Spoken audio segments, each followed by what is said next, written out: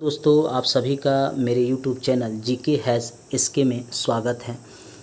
यह अनुवांशिक रोग से संबंधित वीडियो है। इस वीडियो को लास्ट तक देखिएगा, लाइक सब्सक्राइब और शेयर कीजिएगा। सब्सक्राइब कर घंटी को जरूर दबाइएगा ताकि नेक्स्ट वीडियो आप तक पहुंच सके। दोस्तों को भी शेयर कीजिएगा, फेसबुक, व्हाट्सएप और इंस्टाग्राम पर भी इसे शेयर कीजिएगा। डाउन सिंड्रोम, इस रोग से ग्रसित व्यक्ति मंद बुद्धि का हो जाता है। आँखें जो है टेढ़ी, जीभ जो है मोटी हो जाती है। शरीर का जो विकास होता है वो अनियमित हो जाता है। इसे मंगोलिज्म भी कहते हैं। अगला आनुवंशिक रोग है पटाउ सिंड्रोम। इसमें रोगी के ऊपर का ओठ बीच से कट जाता है। ये जो ओठ है बीच से कट जाता है, तालू में दरार हो जाता है। इस रोग में रोगी मंद बुद्धि का हो जाता है। नेत्र रोग भी व्यक्ति को हो जाता है। क्लीनेफेल्टर सिंड्रोम, यह भी आनुवंशिक रोग है। यह पुरुषों में होता है।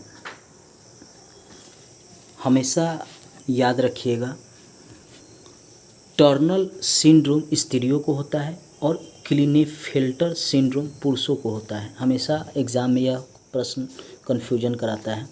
पुरुषों के गुणसूत्रों की संख्या इस रोग से ग्रसित व्यक्तियों में 47 हो जाती है, घट जाती है।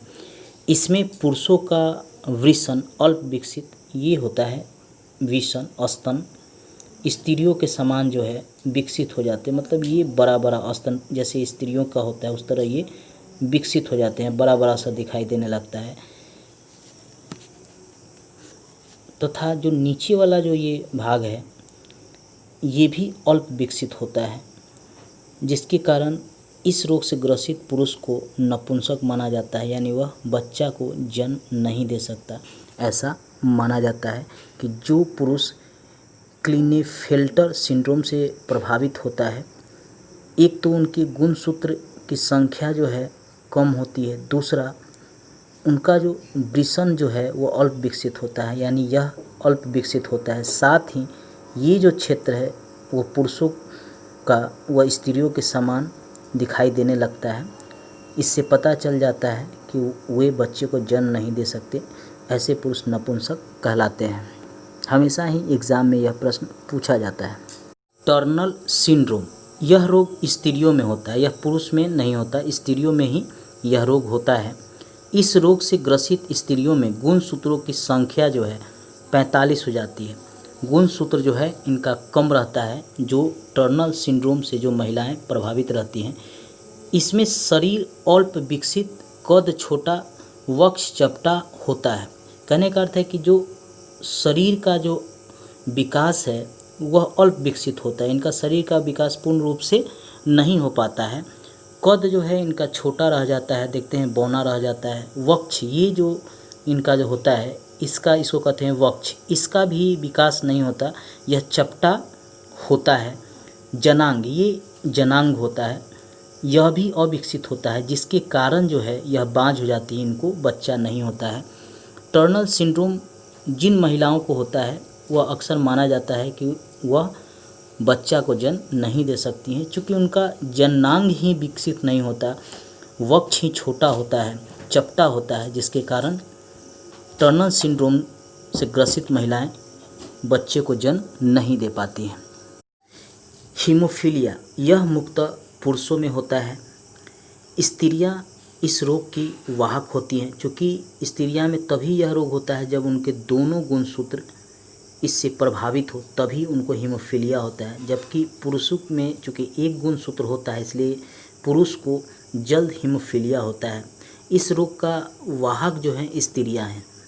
स्त्रियां ही एक से दूसरे में फैलाती हैं इस रोग को। इस रोग में व्यक्ति को चोट लगने पर आधा घंटा से 24 घंटे तक रक्त का थक्का नहीं बन पाता, जिससे क्या होता है व्यक्ति की मृत्यु हो जाती है। जबकि साधारण परिस्थिति में 2 से 5 मिनट में रक्त का थक्का बहना बंद हो जाता है, रक्त का थक्का बन जाता है, रक्त बहना बंद हो जाता है, जिससे रोगी को बचाया जा सकता है। प्रश्न है, यदि कोई व्यक्ति वर्णांतता रोग से प्रभावित होता है तो उसे कौन सा रंग पहचानने में कठिनाई होती है? लाल एवं हरा रंग उसे पहचानने में कठिनाई होती है। अगला प्रश्न है, वर्णांतता रोग से मुख्यतः कौन प्रभावित होता है? पुरुष इससे प्रभावित होता है। अगला प्रश्न है, वर्णांतता रोग की वाहक कौन होती है? स्त्रियां इस रोग की वाहक होती हैं। अगला प्रश्न है, हीमोफीलिया रोग मुख्यतः किससे होता है? पुरुषों में यह रोग होता है। प्रश्न है, हीमोफीलिया रोग का वाहक कौन होता है? स्त्रियां हीमोफीलिया रोग का वाहक होती है। अगला प्रश्न है, टर्नर सिंड्रोम रोग किसे होता है? यह स्त्रियों को होता है। इसमें स्त्रियों का कद छोटा, वक्ष चपटा, जननांग अविकसित हो जाते हैं। अगला प्रश्न है, टर्नर सिंड्रोम से ग्रसित महिलाओं में गुणसूत्रों की संख्या होती है 45 हो जाती है गुणसूत्रों की संख्या। अगला प्रश्न है, क्लीनेफेल्टर सिंड्रोम किसे होता है? यह पुरुषों को होता है। इसमें पुरुषों का वृषण अल्प विकसित हो जाता है, स्तन स्त्रियों के समान विकसित हो जाता है, व्यक्ति नपुंसक हो जाता है।